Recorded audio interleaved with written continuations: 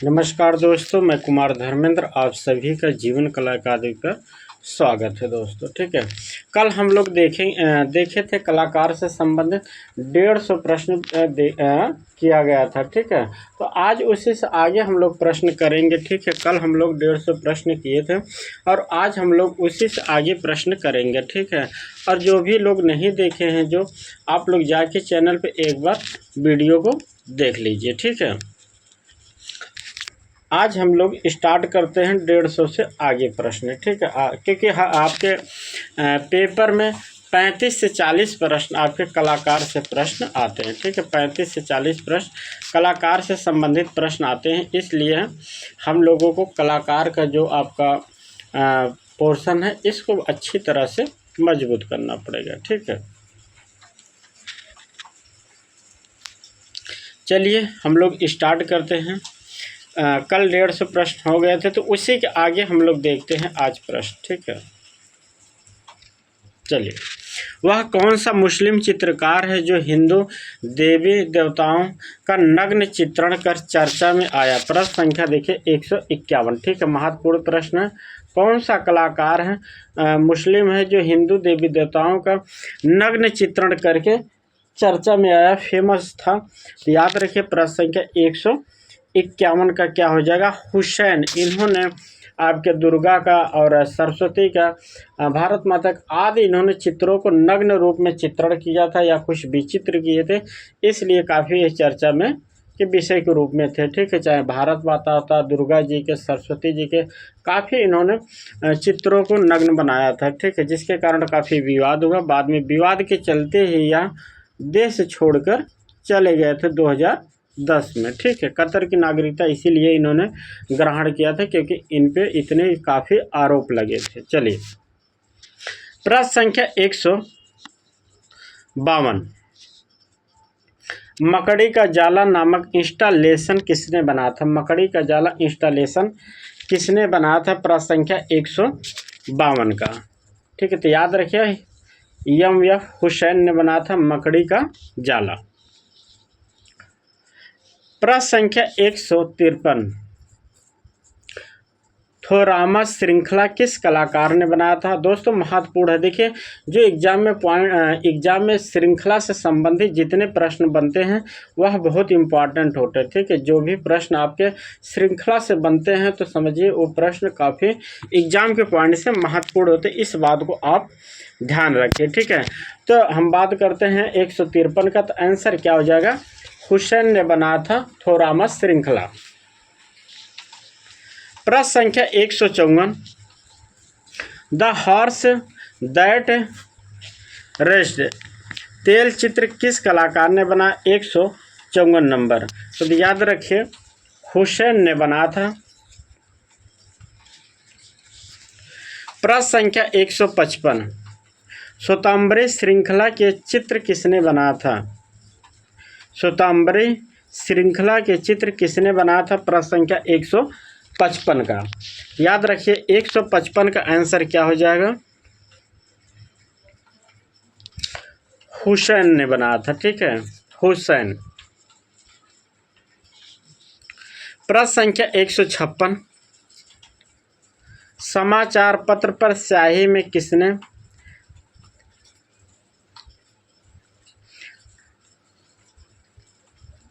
Slash front page बनाया था? प्रश्न संख्या 156 का।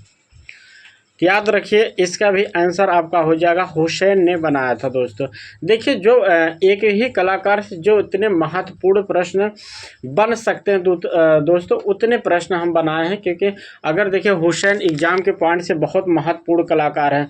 हुसैन है, आरा है, सूजा है, आपके ये सब जो आपके पैक ग्रुप के कलाकार हैं, एग्जाम के पॉइंट से महत्वपूर्ण कलाकार हैं। ठीक है, तो पैक ग्रुप के जितने कलाकार हैं आपके सभी महत्वपूर्ण प्रश्न हैं। तो जितने एक कलाकार से जितने प्रश्न बन सकते हैं उतने प्रश्न हम लाए हैं दोस्तों। ठीक है, चलिए, प्रश्न संख्या 157। किसने अपने चित्रों में मोटी रेखाओं का प्रयोग किया? देखिए, महत्वपूर्ण प्रश्न है। किस लिए? क्योंकि यह हुसैन की विशेषता है, ठीक है। हुसैन के चित्रों की विशेषता क्या है? इन्होंने अपने चित्रों में मोटी रेखाओं का प्रयोग किया है। किसने? हुसैन ने। तो यह महत्वपूर्ण इनकी विशेषता है दोस्तों, याद रखिए, ठीक है। ये क्वेश्चन तो पूछा है, लेकिन इनकी महत्वपूर्ण विशेषता है चित्रों की, किसके? हुसैन की। इन्होंने अपने चित्रों में मोटी और काली रेखाओं का प्रयोग काफ़ी किया है दोस्तों, ठीक है। चलिए प्रश्न संख्या हम 156 की बात करते हैं। हुसैन का जो करबला चित्र श्रृंखला है, किस माध्यम में इन्होंने बनाया है? प्रश्न संख्या 158 का किस माध्यम में इन्होंने बनाया? और यह महत्वपूर्ण है क्योंकि जानते हैं, हमने अभी बताया कि इनके सारे जो पेंटिंगें हैं हुसैन के, ये सभी पेंटिंगें महत्वपूर्ण है एग्जाम के पॉइंट से। हुसैन की जितनी भी पेंटिंगें हैं सब एग्जाम के पॉइंट से महत्वपूर्ण है, ठीक है। तो करबला किस माध्यम में इन्होंने बनाया? याद रखें, एक्रेलिक माध्यम में इन्होंने बनाया है।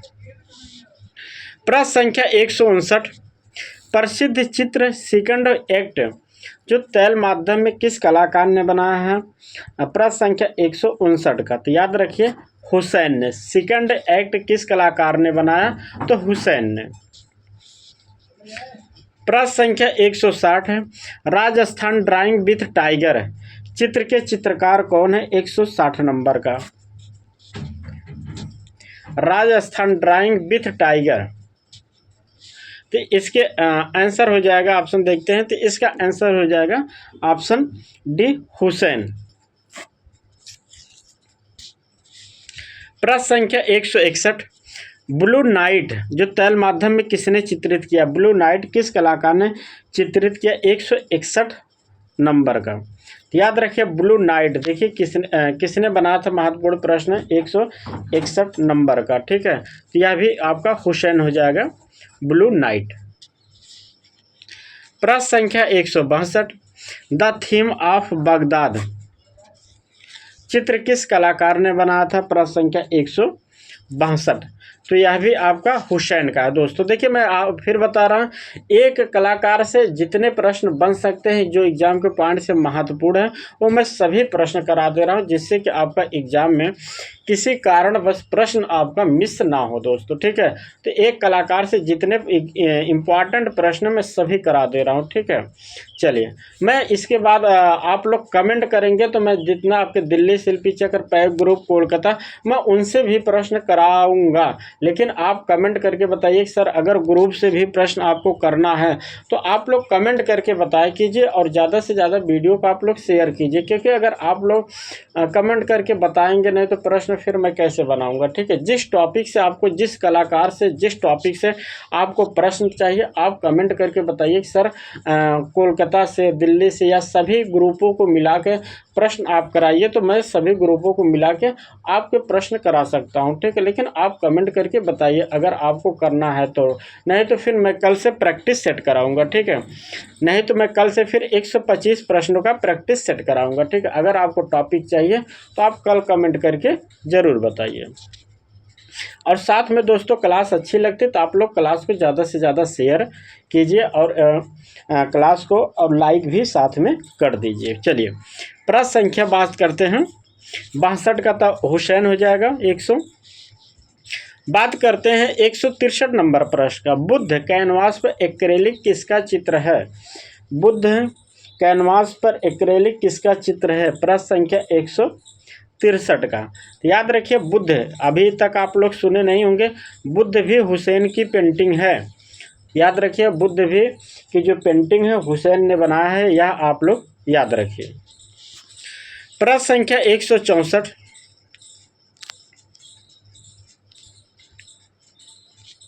मदर टेरेसा तैल रंग जो चित्र बनाए हैं, पहला चित्र देखिए किस माध्यम में बनाया है?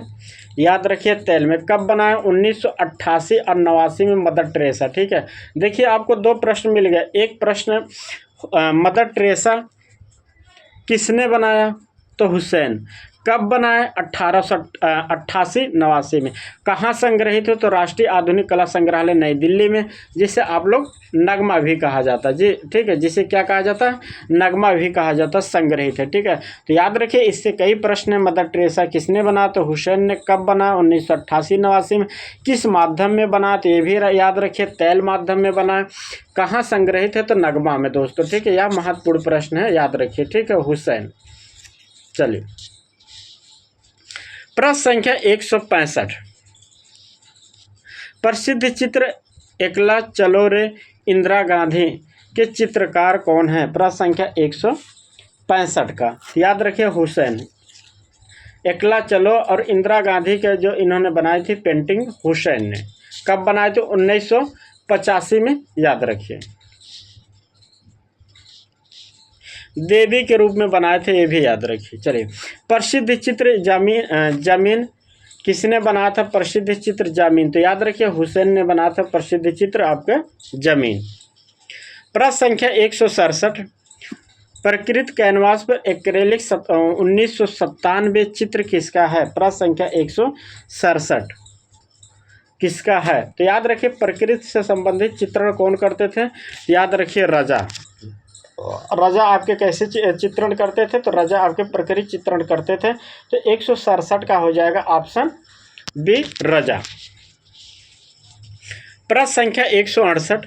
रजा के चित्र बिंदु, नाद या बिंदु जो 1994 का माध्यम क्या है? इन्होंने जो पेंटिंग बनाई है बिंदु नाद, और उसका माध्यम क्या पूछा है? प्रश्न संख्या 168 का। याद रखिए, इन्होंने एक्रेलिक माध्यम में बनाया है, महत्वपूर्ण है रजा ने की पेंटिंग। प्रश्न संख्या 169। गेस्टेशन कैनवास पर किस कलाकार ने बनाया था? प्रश्न संख्या 169 गेस्टेशन। याद रखिए, यह पेंटिंग किसकी है? रजा की। प्रश्न संख्या 170। कुंडलिन, महत्वपूर्ण है, देखिए पेंटिंग। कुंडलिन जो बनाए थे कैनवास के एक्रेलिक माध्यम निर्मित चित्र हैं, यह किस कलाकार ने बनाया था? प्रश्न संख्या आपका 170 का। तो किस कलाकार ने बनाया था? याद रखिए, रजा ने बनाया था, ठीक है। कुंडलिन चित्र किस कलाकार ने बनाया था? तो आपके रजा ने बनाया था, याद रखिए। रजा का जन्म कहाँ हुआ था? याद रखिए, वो भी आपके मध्य प्रदेश में रजा का जन्म हुआ था। सुजा का कहाँ? गोवा में, ठीक है। आरा का जन्म कहाँ हुआ था? आंध्र प्रदेश में, ठीक है। रजा का जन्म कब हुआ था? ये भी याद रखिए।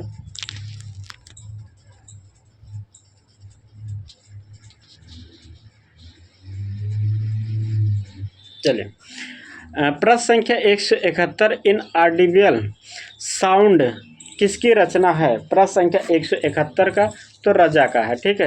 ये सारे प्रश्न महत्वपूर्ण है दोस्तों। देखिए, अभी सभी प्रश्न एग्जाम के पॉइंट से महत्वपूर्ण है, तो आप लोग एकदम रट लीजिए, ऐसे प्रश्नों को एकदम रट लीजिए कम समय में। देखिए, पूरे यूट्यूब पे इतने कम समय में कोई नहीं पढ़ाता है, ठीक है।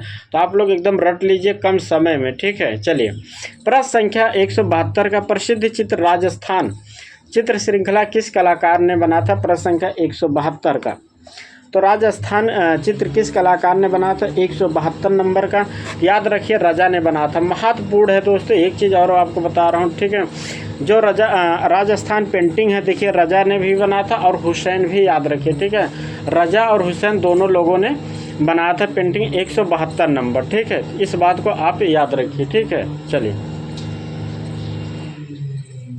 प्रश्न संख्या 173। किसने कहा था चित्रकला एक सजीव वस्तु है जो सांस लेती है? देखिए, महत्वपूर्ण कथन है। किस कलाकार ने कहा था चित्रकला एक सजीव वस्तु है जो सांस लेती है? प्रश्न संख्या 173 का। तो इसका ऑप्शन देखते हैं। महत्वपूर्ण है, चित्रकला एक सजीव वस्तु है जो सांस लेती है दोस्तों, ठीक है। देखिए, कितने अच्छे कथन है। 173 नंबर का। याद रखिए, किस कलाकार ने कहा था 173 नंबर का? तो याद रखिए, रजा ने। प्रश्न संख्या 174। किस कलाकार को फ्रांस का प्रिक्स डे ला क्रिटिक पुरस्कार से सम्मानित किया गया था? किस कलाकार को फ्रांस का प्रिक्स डे ला क्रिएटिव सम्मान से सम्मानित किया गया था। तो किस कलाकार को सम्मानित किया गया था दोस्तों, याद रखिए आप लोग, किस कलाकार को सम्मानित किया गया था? तो 174 नंबर का, ठीक है, 174 नंबर का। अच्छा, आप लोग ये भी कभी कभी देखा है, जब वीडियो देखते तो गेस किया कीजिए कि मेरा कितने प्रश्न सही हुआ, ठीक है। इस बात को भी आप काउंट किया कीजिए कि आपके कितने प्रश्न सही हो रहे हैं, ठीक है। ये भी आप लोग कमेंट करके बता दिया कीजिए कि इतना सर मेरा सही हो रहा है, ठीक है। तो 174 नंबर की बात करते हैं, क्या हो जाएगा आपका? रजा, ठीक है। 174 नंबर का हो जाएगा क्या? प्रिक्स डेमोक्रेटिक पुरस्कार किसे दिया गया था? तो रजा को दिया गया था दोस्तों। कब दिया गया था ये भी याद रखिए, 1956 में, ठीक है, महत्वपूर्ण है। कब दिया गया था? तो 1956 में रजा को पुरस्कार दिया गया था दोस्तों, ठीक है। इसके अलावा देखिए दोस्तों, हम व्याख्या नहीं करना चाहते क्योंकि लिखना और एक समस्या है मेरे लिए कि क्योंकि सारी चीज़ें लिखना संभव नहीं है, दूसरी चीज़ें हैं मोबाइल में, और इसके अलावा अगर हम व्याख्या करेंगे तो वीडियो ज़्यादा बड़ी हो जाएगी, ठीक है। लेकिन फिर भी हम बता देते हैं जो एग्ज़ाम के पॉइंट से महत्वपूर्ण होता है। जैसे हमने बात किया, तो याद रखिए दोस्तों 1981 में, ठीक है, यह सन याद रखिए 1981 में, और एक सन याद रखिए 1981 2007। देखिए मोबाइल में ना यही दिक्कत होती, थोड़ा सा लिखना बड़ा क्योंकि संभव नहीं है। तो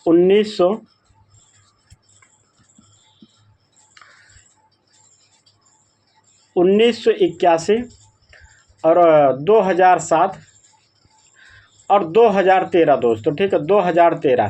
देखिए पद्मश्री मिला था, ठीक है, याद रखिए क्या मिला था? पद्मश्री।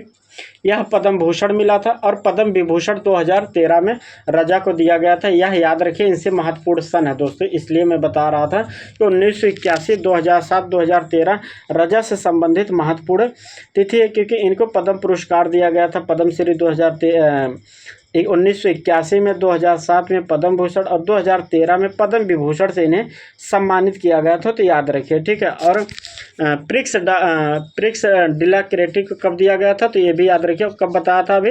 1956 में दिया गया था। यह महत्वपूर्ण है। कालिदास सम्मान की अगर हम बात करते हैं तो इन्हें 1993 में कालिदास सम्मान दिया गया था। ये भी आप याद रखिए, ठीक है। चलिए आगे चलते हैं।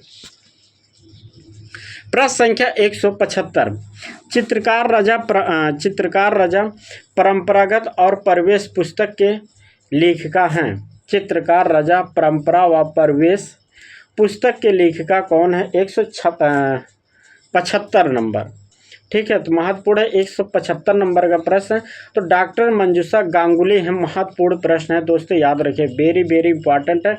रजा से संबंधित जो पुस्तकें लिखा है किसने? डॉक्टर मंजूषा गांगुली ने लिखा था। 175 नंबर महत्वपूर्ण प्रश्न है दोस्तों, ठीक है। इस प्रश्न को आप स्क्रीनशॉट ले लीजिए और अपने मोबाइल में सेव कर लीजिए। और ऐसे प्रश्न महत्वपूर्ण होते हैं जो एग्जाम के पॉइंट से, इसलिए आपसे कहता हूँ कि दोस्तों आप सभी लोग वीडियो को अच्छी लगती हो तो आप लोग क्लास को ज़्यादा से ज़्यादा शेयर कीजिए, और साथ में जो लोग चैनल को सब्सक्राइब नहीं किए हैं तो आप लोग प्लीज़ चैनल को सब्सक्राइब कर लीजिए। चलिए प्रश्न संख्या 176 की बात करते हैं। ब्लैक सन तथा ट्री चित्र किस कलाकार ने बनाया था? प्रश्न संख्या 176 का याद रखिए हो जाएगा किसका? रजा। प्रश्न संख्या 177। रजा ने बिंदु शीर्षक पहला चित्र बनाया था, कब बनाया था? प्रश्न संख्या 177 का याद रखिए 1978 में। कब बनाया था? 1978, याद रखिए। बिंदु इन्होंने कब बनाया था? तो 1978 में। प्रश्न संख्या 178। चर्च कैनवास पर तैल माध्यम में बनाए हैं, किस कलाकार की पेंटिंग है? तो याद रखिए रजा, ठीक है। ये रजा से संबंधित महत्वपूर्ण है। मैंने आपसे पहले भी कहा था कि आपके बंगाल शैली आपके कुछ ग्रुप के प्रश्न रहेंगे दोस्तों, ठीक है। चलिए महत्वपूर्ण प्रश्न है। प्रश्न संख्या 179। स्रोत आज रात किस कलाकार की पेंटिंग है? देखिए स्रोत आज रात किस कलाकार की पेंटिंग है? प्रश्न संख्या आपका हो जाएगा कितना 179 का। ठीक है, आंसर क्या हो जाएगा तो याद रखिए रजा, SH रजा। रजा का जन्म कब हुआ था, हमने बताया था अभी 1922 में। रजा का जन्म कब हुआ था 1922 में। सुजा का कब 1924 में। आरा का कब 1914 में। ठीक है, तो 1922 में इनका जन्म हुआ था कहाँ, आपके मध्य प्रदेश में हुआ था, बावेरिया में। यह भी याद रखिए 1922 में मध्य प्रदेश बावेरिया में। ठीक है, इन्हें बिंदुवादी कलाकार के रूप में जाना जाता है। चलिए, और रजा से एक प्रश्न आता दोस्तों, याद रखिए रजा से एक प्रश्न आता, कौन सा पैग ग्रुप का ऐसा कलाकार था जो आपको भारत छोड़कर पेरिस बस गया था, तो यह भी याद रखिए दोस्तों।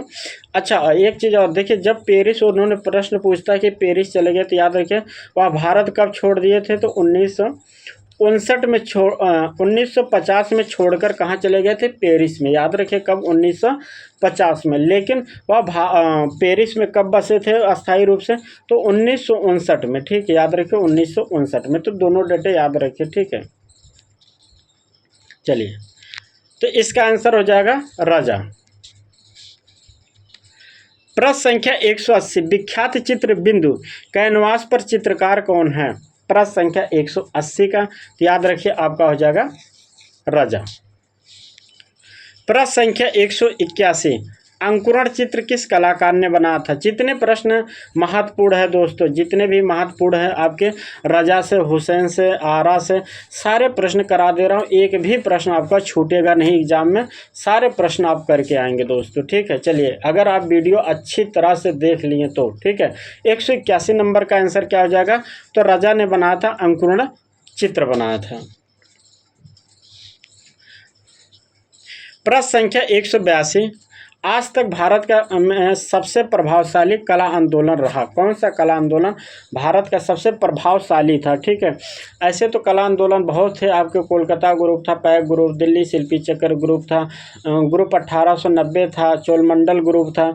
लेकिन पूछा है इनमें से कौन सबसे प्रभावशाली आंदोलन के रूप में जाना जाता है, तो याद रखें बॉम्बे प्रोग्रेसिव आर्टिस्ट ग्रुप, जिसे आप पैग ग्रुप के नाम से जाने जाते हैं। ठीक है, तो पैग ग्रुप की स्थापना कब हुई थी दोस्तों, याद रखिए 1947 में हुई थी। पैग ग्रुप की स्थापना कब हुई थी, 1947 में। इसके महासचिव की अगर हम बात करते हैं, इसके महासचिव कौन हैं, इसके महासचिव आपके सूजा हैं। ठीक है, महासचिव कौन है, सूजा है, याद रखिए। ठीक है, चार्ल्स फावरे ने इसे नव गुजराती स्कूल के रूप में संज्ञा दिया है। ठीक है, महासचिव कौन है या सचिव, तो सूजा हो जाएंगे। ठीक है, प्रथम घोषणा पत्र किसने लिखा, उसका भी आंसर आपका सूजा हो जाएगा। ठीक है, पैग ग्रुप का कैशियर या कोषाध्यक्ष कौन था, तो याद रखिए एस गाड़े जी हैं इसके। ठीक है, फिर अगर कभी प्रश्न पूछे कि जो पैग ग्रुप था इसकी स्थापना कहाँ हुई थी, तो भी याद रखिए बम्बई या मुंबई में। ठीक, इसकी स्थापना हुई थी, ये भी आप रखिए याद। ठीक है, पैग ग्रुप में मुख्य रूप से कितने कलाकार थे, तो 6 कलाकार थे मुख्य रूप से, याद रखिए सूजा, आरा, रजा, हुसैन, गाड़े तथा सदानंद बाकरे आपके यह मुख्य कलाकार के रूप में थे, बाकी लोग बाद में जुड़े थे। ठीक है, इनकी प्रदर्शनियाँ कितनी हुई थी, तो याद रखिए टोटल प्रदर्शनियाँ 3 हुई थी। 1949 में कब हुई थी इनकी प्रदर्शनी, तो याद रखें 49 में हुई थी, 1949 में, 1950 में, 1952 में इनकी प्रदर्शनी हुई थी दोस्तों। ठीक है, ये भी याद रखिए। ठीक है, इस पहले ग्रुप के अगर हम बात करते हैं, जो इनकी पहली प्रदर्शनी थी बॉम्बे में 7 जुलाई को हुई थी। ठीक है, कब, 7 जुलाई को 1949 को हुई थी। और इसके उद्घाटनकर्ता कौन थे, तो याद रखिए इसका उद्घाटन कौन किया था, मुल्कराज आनंद ने किया था। कौन, मुल्कराज आनंद ने किया था, ये भी याद रखिए। ठीक है, चलिए, हम पैग ग्रुप आपका पूरा ही बता दिए। ठीक है, चलिए, तो ये क्या हो जाएगा, इसका आंसर ऑप्शन बी हो जाएगा, बॉम्बे प्रोग्रेसिव आर्टिस्ट। चलिए, प्रश्न संख्या बात करते हैं 83 का, 183 का, प्रोग्रेसिव आर्टिस्ट ग्रुप का एकमात्र मूर्तिकार कौन था।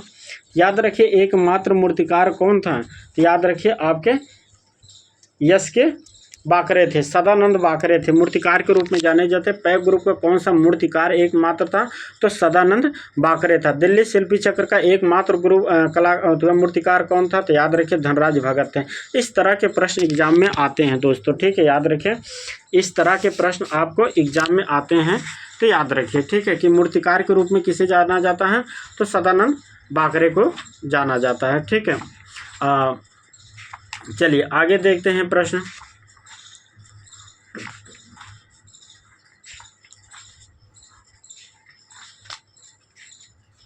चलिए अगर हम बात करते हैं सदानंद बाकरे से, ठीक है, तो ये भी याद रखिए इनका जन्म कहाँ हुआ था, 1920 में आपके गुजरात में हुआ था। कहाँ हुआ था? गुजरात में इनका जन्म हुआ था। ठीक है, सदानंद बाकरे का। ठीक है, इनके गुरु कौन थे? रघुनाथ फड़के थे, ये भी याद रखें। सदानंद बाकरे का इनका जन्म कब हुआ था? तो याद रखिए 1920 में, लेकिन इनका निधन हो गया था 2007 में दोस्तों, यह भी याद रखिए। ठीक है, देखिए जो महत्वपूर्ण पॉइंट होते हैं मैं वो चीज़ें आपको बताता चल रहा हूँ जिससे आपका नुकसान ना। इनकी महत्वपूर्ण चित्र श्रृंखला बहुत सारे हैं। चलिए आगे चलते हैं। प्रश्न संख्या 184, प्रसिद्ध चित्र नीली रात, ठीक है, नीली औरत चित्र किस कलाकार की पेंटिंग है? प्रश्न संख्या 184 का। ठीक है, तो 184 का याद रखें। नीली औरत किसकी है? तो याद रखिए यह आपका हो जाएगा हुसैन का है। ठीक है, सॉरी, हुसैन की पेंटिंग है नीली औरत। ठीक है, नीली रात तो उनका हो जाएगा, क्या बोलते हैं, हुसैन का। ठीक है, नीली रात तो हुसैन का। ठीक है, नीली रात। ये है नीली औरत, तो नीली औरत किसका हो जाएगा? सूजा का हो जाएगा। ये भी आप याद रखिए, महत्वपूर्ण प्रश्न है दोस्तों। ठीक है, चलिए सूजा का जन्म कब हुआ था? 1924 में, ये भी याद रखिए। कहाँ हुआ था? तो गोवा में हुआ था। सूजा का जन्म कहाँ हुआ था? तो गोवा में हुआ था। निधन कब हुआ था? 2002 में। ठीक है, निधन कब हुआ था? 2002 में। चलिए प्रश्न संख्या 185 महत्वपूर्ण प्रश्न है। गोवा के भूदृश्य चित्र किसने बनाया था? गोवा के भूदृश्य चित्र किस कलाकार ने बनाया था? प्रश्न संख्या आपका हो जाएगा 185। तो गोवा के भूदृश्य चित्रकार कौन हो जाएंगे? एफ.एन. सूजा ने बनाया था। महत्वपूर्ण प्रश्न है, गोवा के भूदृश्य चित्रकार किसने बनाया था? तो सूजा ने बनाया था, तो याद रखिए। ठीक है, सूजा के निधन किस कारण से हुआ था? तो याद रखिए चेचक के कारण सूजा का निधन हुआ था 2002 में। इन्होंने गोवा के ग्रामीण और मुंबई के शहरी जीवन से संबंधित चित्रण बनाए थे दोस्तों। ठीक है, इनकी तकनीकी अगर बात करते, इन्होंने अपने चित्रों में ब्लैक आर्ट तकनीकी का प्रयोग किया था। तो याद रखिए इन्होंने अपने चित्रों में ब्लैक आर्ट तकनीकी का प्रयोग किया था, तो किसने? सूजा से। ठीक है, ये मैक्सिको के कलाकार से भी काफ़ी प्रभावित थे। इन्होंने अपने कैटलॉग में स्वयं को शैतान तथा दादावादियों को उत्तराधिकारी कहकर पुकारा था। याद रखिए ये भी महत्वपूर्ण है सूजा का। सूजा से एक प्रश्न और आता है, इनकी आत्मकथा का क्या नाम है? तो वर्ड्स एंड लाइन इनकी आत्मकथा का वर्ड्स एंड लाइन। ठीक है, वर्ड्स एंड लाइन इनकी आत्मकथा दोस्तों। महत्वपूर्ण यह है कि कब उन्होंने लिखा था? तो 1959 में इनकी अपने आत्मकथा लिखा था वर्ड्स एंड लाइन। कब? 1959 में। ठीक है, चलिए इनका जन्म कहाँ हुआ था? ये भी याद रखिए। तो इनका जन्म हुआ था गोवा में। ठीक है, याद रखिए। लेकिन इनकी कर्मस्थली की अगर हम बात करते हैं तो मुंबई थी, ये भी याद रखिए। कर्मस्थली कहाँ? मुंबई में। चलिए प्रश्न संख्या 186, लास्ट सफ़र तैल माध्यम में किस कलाकार ने बना था? तो लास्ट सफ़र 186 नंबर का, तो याद रखिए लास्ट सफ़र। ठीक है, तो लास्ट सफ़र किसने बनाया था? देखिए इधर है, तो सूजा ने बनाया था। ठीक है, याद रखिए लास्ट सफ़र किस कलाकार ने बनाया था? तो सूजा ने। प्रश्न संख्या 187, वर्ष 1957 में सूजा द्वारा बनाए गए चित्र पोर्ट्रेट ऑफ टाउनशिप का माध्यम क्या है? पोर्ट्रेट ऑफ टाउनशिप का माध्यम क्या है? सूजा द्वारा बनाया गया। ठीक है, 187 नंबर का। ठीक है, याद रखिए कलम और स्याही से इन्होंने बनाया था। ऑप्शन आपका डी हो जाएगा। ठीक है, कलम और स्याही, ऑप्शन क्या हो जाएगा? डी। प्रश्न संख्या 188, पोर्ट्रेट ऑफ प्रोग्रेसिव आर्टिस्ट किसने चित्रित किया था? पोर्ट्रेट ऑफ प्रोग्रेसिव आर्टिस्ट किसने चित्रित किया था? 188 नंबर का, तो याद रखिए सूजा ने बनाया था। ठीक है, सूजा। चल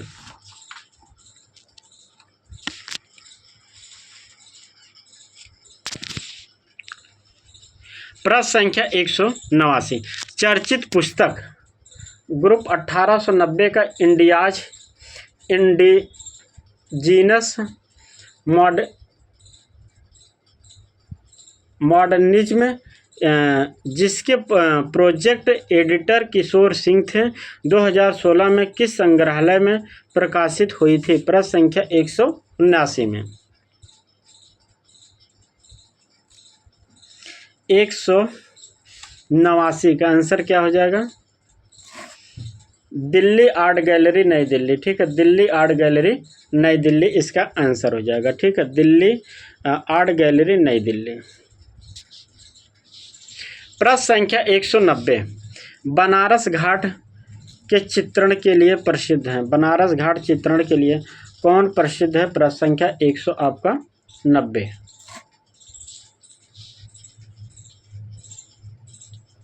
तो बनारस घाट चित्रण के लिए कौन प्रसिद्ध है? तो राम कुमार फेमस है। ठीक है, याद रखिए कौन? राम कुमार। प्रश्न संख्या 191, बनारस श्रृंखला जो आपके ललित कला अकादमी नई दिल्ली में सुरक्षित है, किसने बनाया था? 191 नंबर का। तो याद रखिए राम कुमार ने। कहाँ सुरक्षित है दोस्तों? ये भी महत्वपूर्ण। ये कब बनाया था? 1964 में। याद रखिए 1964 में दोस्तों। यह एग्जाम में बहुत पूछता दोस्तों, जो राम कुमार की बनारस श्रृंखला, यह एग्जाम में बहुत पूछता। तो याद रखिए इसके बारे में पूरा आप डिटेल याद रखिए। ठीक है, राम कुमार ने कब बनाए थे? तो 1964 में। ये भी याद रखिए। किस माध्यम में बनाए थे? तो तैल माध्यम में। कहाँ संग्रहित है? ललित कला अकादमी नई दिल्ली में संग्रहित है। तो याद रखिए। ठीक है, ललित कला अकादमी नई दिल्ली में संग्रहित, ये भी आप याद रखिए। ठीक है, और किसने? राम कुमार ने। ठीक है, तीनों चीज़ें आप याद रखिए। बनारस श्रृंखला किसने बनाया था? तो राम कुमार ने। कब बनाया था? तो 1964 में। किस माध्यम में बनाया था? तो तैल माध्यम में बनाया था। कहाँ सुरक्षित है? तो याद रखिए राष्ट्रीय ललित कला अकादमी नई दिल्ली में। ठीक है, तो इतनी सारी चीज़ें आपको सूजा से संबंधित महत्वपूर्ण है, जो एग्जाम के पॉइंट से महत्वपूर्ण है दोस्तों। ठीक है, चलिए आगे चलते हैं। प्रश्न संख्या 192, लद्दाख मोनेस्ट्री किस कलाकार की पेंटिंग है? लद्दाख मोनेस्ट्री किस कलाकार की पेंटिंग है? याद रखिए लद्दाख मोनेस्ट्री, अगर हम पेंटिंग की बात करते हैं तो यह किसने बनाया था? तो आपके राम कुमार की पेंटिंग है। ठीक है, राम कुमार की याद रखिए। लेकिन देखिए पेंटिंग है, इसके साथ साथ कहाँ सुरक्षित है ये भी याद रखिए। कुमार गैलरी नई दिल्ली में महत्वपूर्ण है दोस्तों। ठीक है, कहाँ संग्रहित है? कुमार गैलरी नई दिल्ली में सुरक्षित है। किसने बनाया था? तो राम कुमार ने। ठीक है, राम कुमार का जन्म कब हुआ था? तो याद रखिए 1924 में राम कुमार का जन्म हुआ था। कहाँ हुआ था? तो हिमाचल प्रदेश में राम कुमार का जन्म हुआ था। इनका निधन कब हुआ था? तो ये भी याद रखिए 2018 में इनका निधन हो गया था। कहाँ हुआ था? तो दिल्ली में। ये भी याद रखिए। ठीक, महत्वपूर्ण एग्जाम के पॉइंट से। इनके गुरु के रूप में कौन थे? तो याद रखिए सैलोज मुखर्जी थे, क्योंकि इनकी शिक्षा कहाँ हुई थी? इनकी शिक्षा दिल्ली में हुई थी। ठीक है, ये भी याद रखिए राम कुमार से संबंधित। चलिए आगे चलते हैं। चलिए एक चीज़ और याद है, राम कुमार के याद रखें 1972 में इन्हें पद्मश्री पुरस्कार मिला था। कब? 1972 में इन्हें पद्मश्री पुरस्कार मिला था। महत्वपूर्ण प्रश्न है, आप याद रखें 1972 में। चलिए प्रश्न संख्या 193, के.एस. कुलकर्णी का संबंध किस विश्वविद्यालय से है? के.एस. कुलकर्णी का संबंध किस विश्वविद्यालय से है? तो याद रखें इनका संबंध हो जाएगा आपका बनारस हिंदू विश्वविद्यालय से। कहाँ से हो जाएगा? बनारस हिंदू विश्वविद्यालय से के.एस. कुलकर्णी का संबंध है। तो ऑप्शन आपका क्या हो जाएगा? ऑप्शन आपका ए हो जाएगा।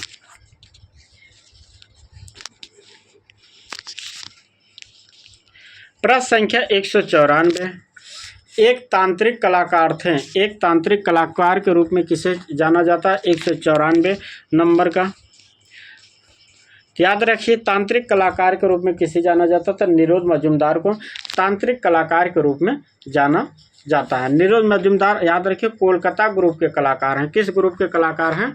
तो निरोध मजूमदार आपके कोलकाता ग्रुप के कलाकार हैं। यह महत्वपूर्ण प्रश्न है दोस्तों। ठीक है, इनका जन्म कहाँ हुआ था? तो याद रखिए पश्चिम बंगाल में इनका जन्म हुआ था। कहाँ? पश्चिम बंगाल में इनका जन्म हुआ था। कब हुआ था? तो याद रखिए 1916 में इनका जन्म हुआ था।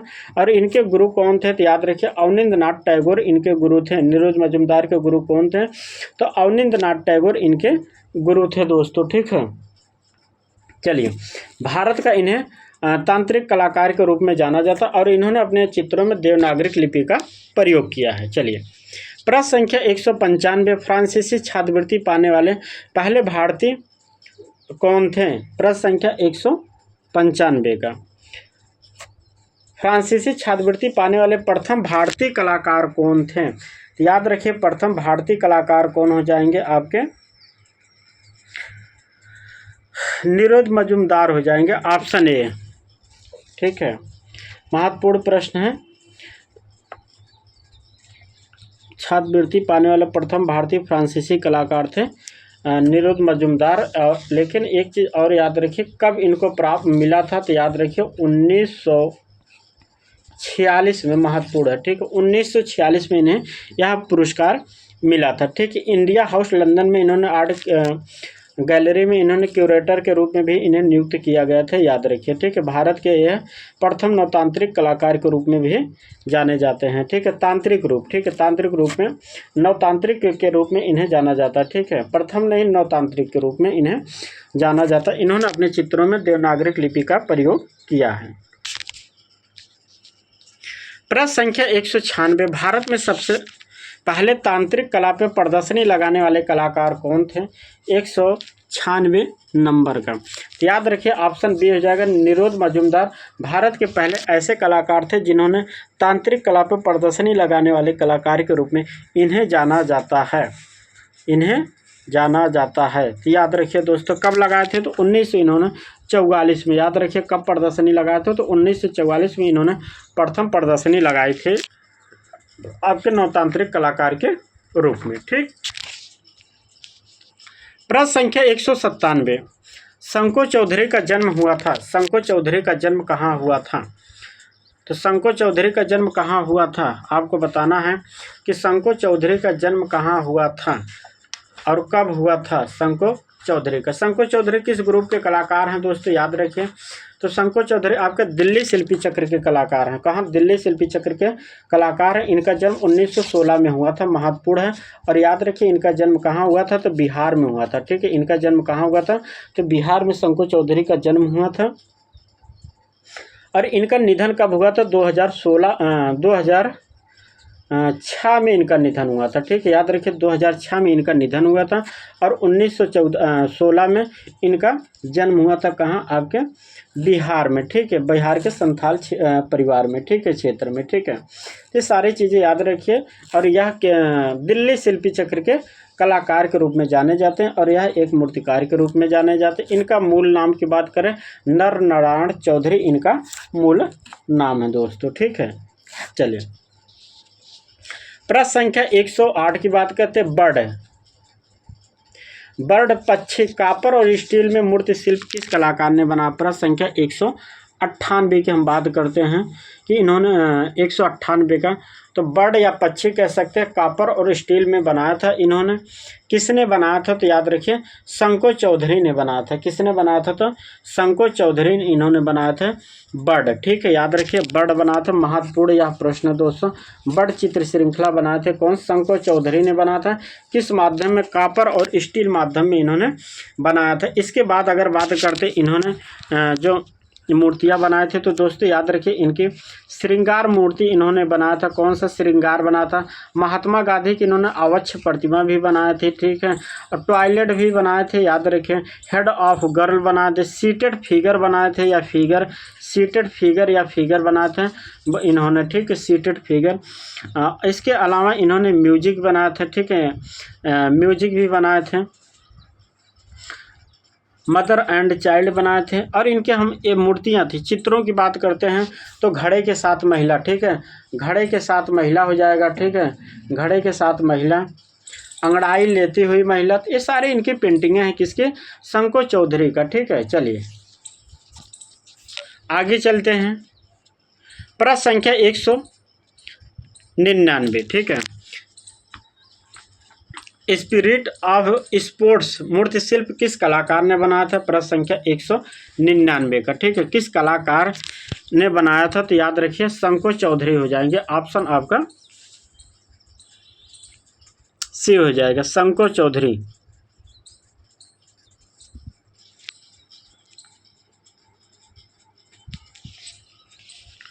प्रश्न संख्या 200। उस मूर्तिकार का नाम बताइए जो ललित कला अकादमी नई दिल्ली का अध्यक्ष भी था। प्रश्न संख्या आपका 200 का क्या महत्वपूर्ण प्रश्न है? प्रश्न संख्या 200 का तो याद रखें क्या हो जाएगा। यह पूछा है कि ललित कला अकादमी का अध्यक्ष भी था, तो कौन था? शंको चौधरी था। ठीक है, याद रखिए कौन था? शंको चौधरी आपके ललित कला अकादमी के अध्यक्ष के रूप में कह सकते हैं। तो जो ललित कला अकादमी इन्होंने दिया है, ललित कला अकादमी के यह कार्यकारी अध्यक्ष के रूप में चुने गए थे। कब चुने गए थे? तो याद रखिए वो भी अगर इनका हम जन्म की बात करें तो 1984 में दोस्तों। ठीक है, कब कार्यकारी अध्यक्ष के रूप में? 1984 में शंको चौधरी। ठीक है, इसके अलावा हम बात करते हैं गढ़ी कार्यशाला की स्थापना इन्होंने 1976 में किया था। कब? 1976 में इन्होंने गढ़ी कार्यशाला की स्थापना किए थे, जिसके ये प्रथम निर्देशक भी थे शंको चौधरी। ठीक है, चलिए शंको चौधरी का कब मिला था पद्मश्री? याद रखिए शंको चौधरी को 1971 में पद्मश्री पुरस्कार से सम्मानित किया गया था। प्रश्न संख्या 201। अब्दुल गफ्फार खान का मुख्य चित्र किसने बनाया था? अब्दुल गफ्फार खान का। प्रश्न संख्या 201 याद रखिए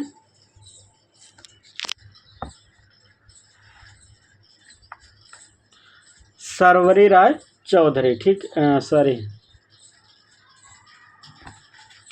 अब्दुल गफ्फार खान का मुखाकृति 201 नंबर। हाँ नहीं, सॉरी दोस्तों, शंको चौधरी ने ही बनाया था। ठीक है, सरवरी ने, शंको चौधरी।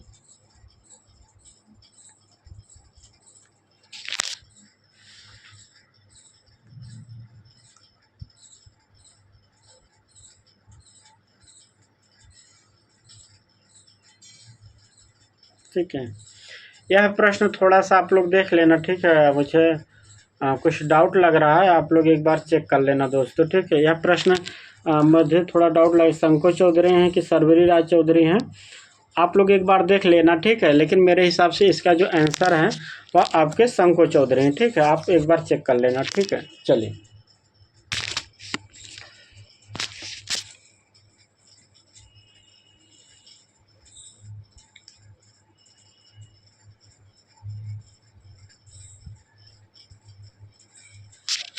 नहीं दोस्तों, सही है। ठीक है, यह इम्पॉर्टेंट है, शंको चौधरी है, याद आ गया मुझे। ठीक है, यह शंको चौधरी हैं। ठीक है, सरवरी ने शंको चौधरी हैं। ठीक है, अब्दुल गफ्फार के इन्होंने बनाया है, अभी याद आ गया। ठीक है, चलिए प्रश्न संख्या 202।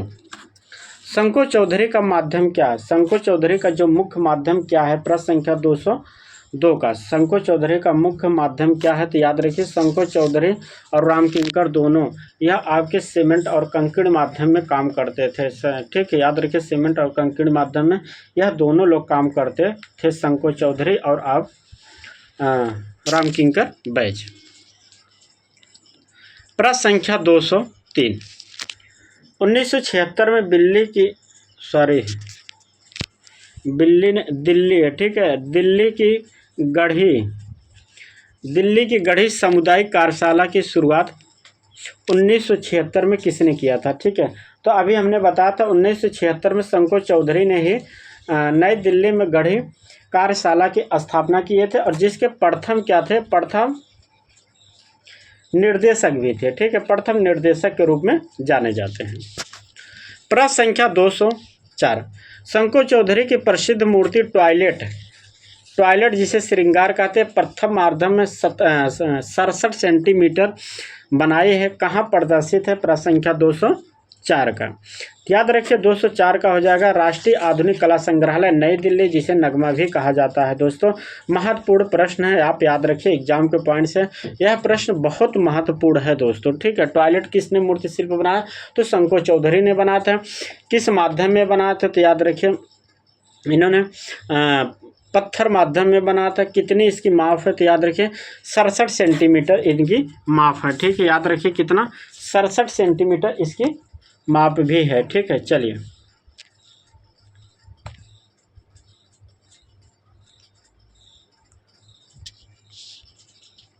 प्रश्न संख्या 205।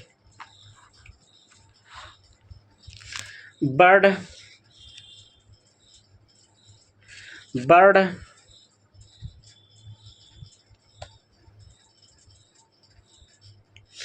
स्टैंडिंग फिगर,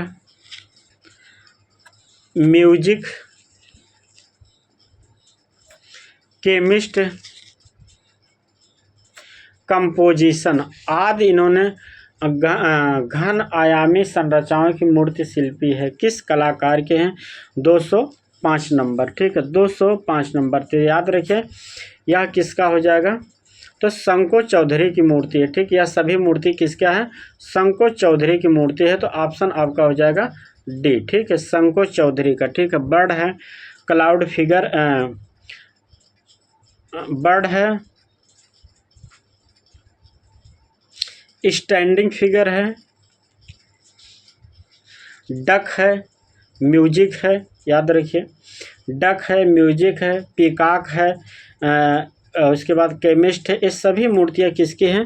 तो याद रखिए शंको चौधरी के, ठीक है, महत्वपूर्ण है। चलिए, शंको चौधरी की ज़्यादा मूर्ति शिल्प नहीं बनाया दोस्तों। देखिए इन्होंने एक बता महात्मा गांधी का अवश्य प्रतिमा बनाया है, टॉयलेट बनाए, हेड ऑफ गर्ल बनाए हैं, टॉयलेट बनाए हैं।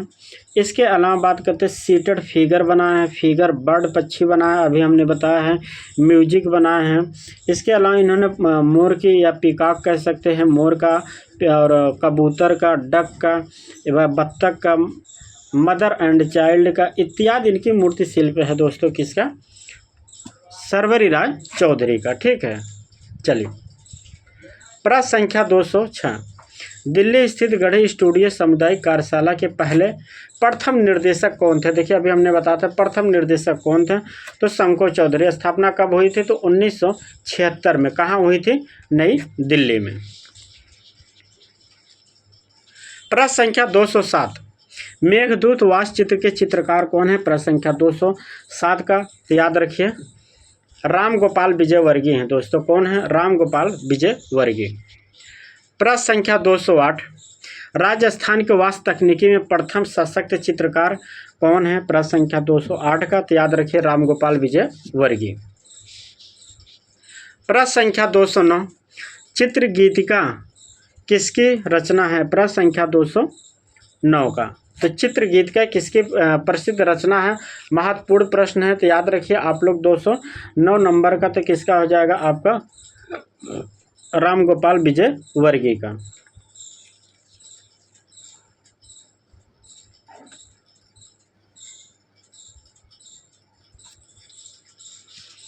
प्रश्न संख्या 210, विश्व में पक्षी चित्रकार बर्ड पेंटर के रूप में प्रसिद्ध है। कौन प्रसिद्ध है विश्व में पक्षी चित्रकार के रूप में? तो देवकी नंदन शर्मा है। 211 नंबर, वनस्थली विद्यापीठ में अराज तकनीकी का श्री गणेश करने वाले कलाकार कौन हैं? प्रश्न संख्या 211 का, ठीक है। याद रखिए 211 नंबर प्रश्न का हो जाएगा प्रोफेसर देवकी नंदन शर्मा। प्रश्न संख्या 212, प्रसिद्ध कला मर्मज्ञ जिन्होंने ब्लू पॉटरी के विकास में महत्वपूर्ण भूमिका निभाई है। कौन से कलाकार हैं जिन्होंने ब्लू पॉटरी के रूप में महत्वपूर्ण भूमिका निभाई? 212 नंबर। तो आप सभी लोग जानते हैं ब्लू पॉटरी के रूप में किसे जाना जाता है? तो कृपाल सिंह शेखावत। किसे? कृपाल सिंह शेखावत। प्रश्न संख्या 213, पद्मश्री कृपाल सिंह शेखावत का संबंध है। प्रश्न संख्या 213 का तो याद रखिए 213 का क्या हो जाएगा? ब्लू पॉटरी से। कृपाल सिंह संबंध है ब्लू पॉटरी से। प्रश्न संख्या 214, भारत में कैरिंग रामाज सैंडल चित्र किसका है? प्रश्न संख्या 214 का तो याद रखिए कृपाल सिंह शेखावत का है। प्रश्न संख्या 215, शिवा डांस के मूर्तिकार कौन है? शिवा डांस के मूर्तिकार कौन है? 215 नंबर का शिवा डांस का तो याद रखिए शिवा डांस किसका है? धनराज भगत की मूर्ति शिल्प है। किसका? धनराज भगत का। धनराज भगत किस ग्रुप के कलाकार हैं? याद रखिए धनराज भगत आपके दिल्ली शिल्पी चक्र के ग्रुप के कलाकार हैं। धनराज भगत कहाँ? दिल्ली शिल्पी चक्र के कलाकार के ग्रुप है और यह मूर्तिकार के रूप में जाने जाते हैं। और इनका जन्म कहाँ हुआ था? तो याद रखिए इनका जन्म 1917 में लाहौर में हुआ था, ठीक है। इनका जन्म कहाँ, लाहौर में हुआ था 1970 में। इनकी शिक्षा कहाँ हुई थी, मियो आर्ट कॉलेज में, ठीक है। और यहाँ महत्वपूर्ण है, दिल्ली शिल्पी चक्र के कलाकार के रूप में जाने जाते हैं। चलिए प्रश्न कितना था,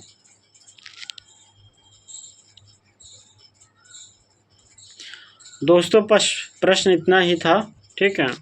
तो दोस्तों यह आज का अंतिम प्रश्न था दोस्तों, ठीक है। शिवा डांसिंग किस कलाकार ने बनाया था, तो याद रखें शिवा डांसिंग बनाए थे आपके धनराज भगत, ठीक है। धनराज भगत ने बनाया था शिवा डांसिंग। धनराज भगत संबंधित थोड़ा सा बातें कर लेते हैं दोस्तों। जब लास्ट प्रश्न, इनका जन्म कब हुआ था, तो याद रखिए 1917 में हुआ था। कहाँ हुआ था, तो आपके लाहौर पंजाब जो पाकिस्तान में पड़ता है, ठीक है, पंजाब में हुआ था धनराज भगत। इनकी शिक्षा कहाँ हुई थी, तो याद रखिए शिक्षा इनकी, हम बात करते हैं शिक्षा की, तो शिक्षा याद कहाँ हुई थी, याद रखिए मियो कॉलेज में, ठीक है। शिक्षा कहाँ हुई थी, तो इनकी मियो कॉलेज में। इसके अलावा इन्होंने दिल्ली में भी शिक्षा प्राप्त किया था, ठीक है। कहाँ, दिल्ली में शिक्षण के रूप में कार्य किया था, ठीक है। शिक्षा कहाँ से प्राप्त किया था, तो याद रखें मियो से, लेकिन शिक्षण के रूप में, शिक्षण का मतलब अध्यापक के रूप में इन्होंने कार्य किया था, तो कहाँ आपके दिल्ली में कार्य किया था इन्होंने, और इसके अलावा लाहौर में भी।